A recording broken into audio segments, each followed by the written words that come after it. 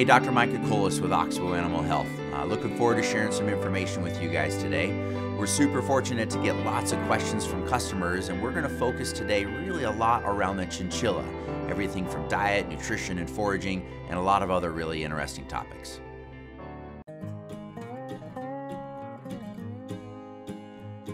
So one question I get a lot, not just with chinchillas, but with all animals, especially rabbits, guinea pigs, and other hindgut fermenters, is how much hay should my munchkin eat? And I think it's really important that we stop and not get really caught up in a specific amount.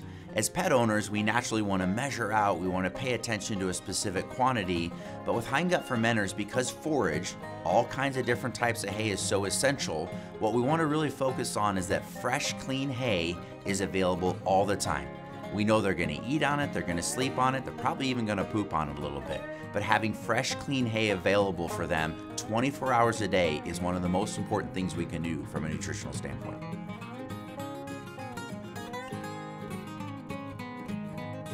You know, one question I get a lot is that one day my chinchilla eats more hay than the next day. Is that something I should be concerned about? So we want to remember, number one, that they're all individuals. So what's unique to them may not necessarily be of a concern to another animal. So we want to monitor those trends over time. Slight variations of more hay one day and less hay the next day aren't necessarily a concern as long as their attitude is good, their activity level is good, they're still producing normal amounts of stool. In terms of should we supplement them on days where they don't eat as much hay, that's not necessarily something I would automatically do. Now, if you begin to see a gradual reduction in the amount of hay over time, that's something that you would definitely want to talk to your veterinarian about, but I wouldn't automatically supplement on days where they don't eat just as much hay.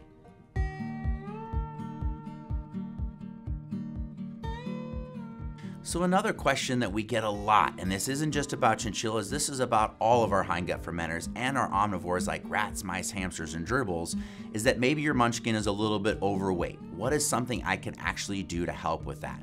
So let's talk about it through the lens of chinchillas and thinking about these animals. We always want to be conscientious of every animal as an individual. So before you can really decide what is overweight, we need to be very thoughtful in terms of what is a healthy weight for them. Work with your veterinarian to establish what that healthy weight is, because their body structure, their body size can all be slightly variable from animal to animal.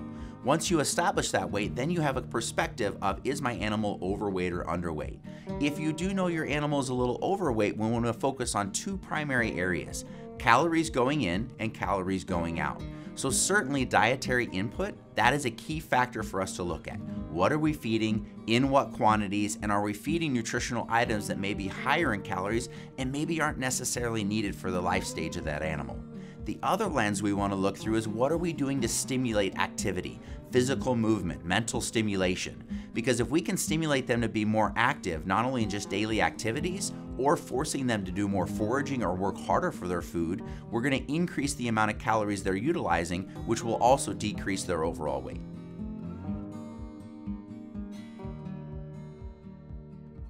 So as we all know, one of the important components of any hindgut fermenting's diet, beyond hay and a controlled amount of a uniform pellet, is those associated greens and vegetables, so on and so forth. We know those provide a lot of nutritional benefits, a lot of hydration benefits, and most of the munchkins really enjoy eating those. So one question I get a little more consistently, specifically to chinchillas, are fresh or dried veggies more appropriate for my pet, specifically my chinchilla? So the first thing I want to talk about before we get talking about fresh versus dry is I really want to make sure that we understand what types of vegetables are we talking about. We really want to focus, number one, on the dark leafy greens, things like red leaf and green leaf lettuces, carrot tops, dandelion greens, those types. That should be the macro component of their green category. And fruits, not necessarily something I would recommend at all. And if we're going to, very, very limited, very, very infrequent amounts, especially in things like chinchillas and dagus that we know are a little more sensitive to sugars. Now, in terms of fresh versus dried, I'm a very big proponent of fresh, because we know not only in addition to getting that additional hydration benefit that we're going to get by having that moisture contained within the plant, there are certain micronutrients and especially vitamins that when we dry plant materials, we degrade those or we lose those. Now, there is nothing wrong with small amounts of dried vegetables and dried greens from time to time, but if you have availability of fresh, hydrated, organic type, that is always nutritionally going to be more advantageous for these animals.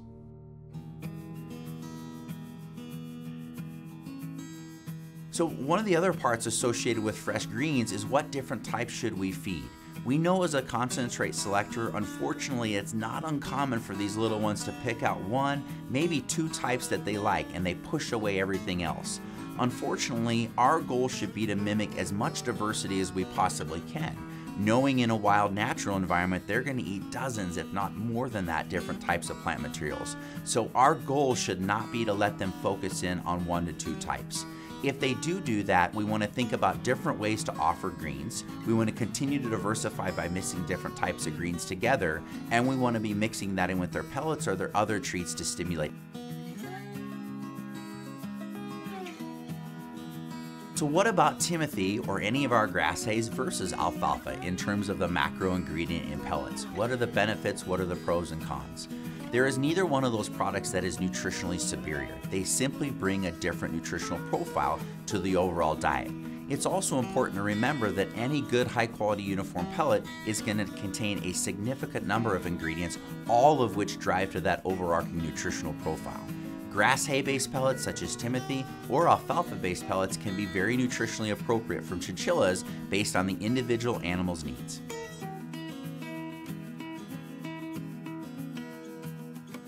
So what about gluten in chinchilla pellets? Well, we obviously know that gluten is a spillover from the human health market, and that doesn't necessarily mean that it's a bad question, but we want to really clearly understand that humans are omnivores. That's a dramatic difference than chinchillas, which are herbivores. Common ingredients that contain gluten that we might see in a chinchilla pellet would be things like wheat, potentially barley, triticale, and as long as these ingredients are used in appropriate amounts as part of an overall ingredient profile in a high-quality pellet, there is nothing nutritionally inappropriate about utilizing them in a chinchilla pellet.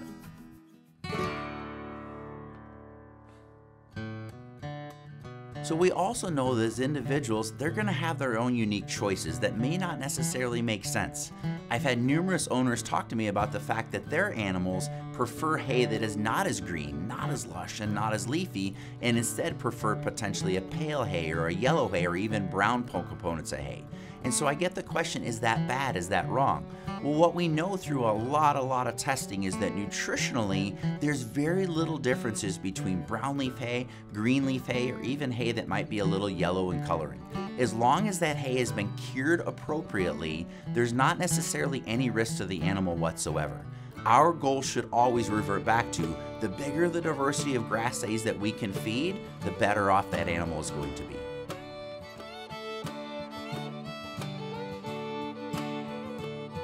So we do get a lot of questions about dental disease because unfortunately it's one of the more common problems we see in all of our hindgut fermenters, and that includes chinchillas. Seeing some level of dental disease as they age is unfortunately something that you want to be conscientious of, and that immediately stops and makes us want to think about what can we do to prevent that. Depending on the level of dental disease, we know that hay is an essential component of stimulating that chewing motion, which provides that ongoing wear and tear. If they get to the point where the dental disease progresses to the point of causing oral pain, unfortunately, one of the first things that we'll see is they don't want to chew as aggressively. They don't want to chew down that hay, which doesn't provide that wear and tear. We want to challenge ourselves to continue to think of ways to offer hay, maybe cutting hay into shorter pieces, maybe wetting the hay to stimulate more intake. But as we lose the ability to stimulate wear and tear with hay, we may have to revert to additional dental treatments to prevent the dental disease from progressing.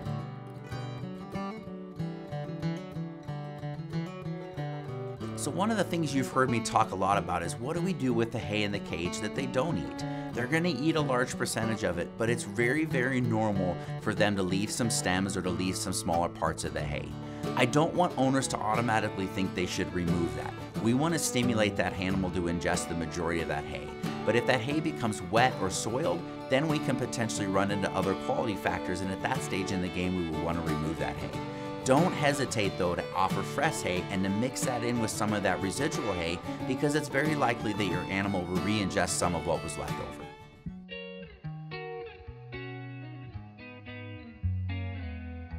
Another common question that we're getting that is a really important question that I want owners to really stop and think about is it appropriate to just feed my chinchilla or my rabbit hay and water? Does that meet their nutritional needs? The very quick and very definitive answer, in my opinion, is no, absolutely not. And if we stop for a moment and think and reflect, what does the natural diet of these animals look like? We know that it is a diet full of diversity. Dozens, if not hundreds of different types of plant materials that are seasonally available. What that tells us is they are getting a huge range of macro components of their nutrients and micro components of their nutrients. We know when hay and other plant materials dry, we change that micronutrient profile, especially on the vitamin side of things. So we're not getting that diversity that they need. We need to offer diversity of hays, high quality amounts of a controlled amount of a high quality uniform pellet, as well as a diversity of greens and other nutrients to make sure that we're getting as close to that overall diversity that they would naturally get in an environment as we possibly can.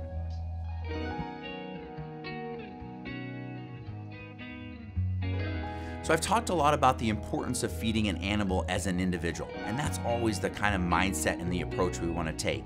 But sometimes that's a little bit challenging in a herd health environment where you have multiple animals that have unique traits to each single one of them. One question I have gotten repeatedly, specifically in chinchillas, is that certain individuals in a home environment tend to lose more weight or potentially change their feeding patterns while they're molting. So as an owner, how are we supposed to address this? Recognizing things that we can monitor with each animal in terms of how they molt, and more specifically monitoring things like weight, is a great way to kind of evaluate or quantify the actual impact of the animal. That would allow us to potentially supplementally feed that individual animal if they might need a few more calories or a little bit more fiber at that stage in the game. But in general, most of these animals can tolerate those natural variations as they go through seasonal changes by just ensuring that they have a high quality diet with the right amount of nutrients available at all times.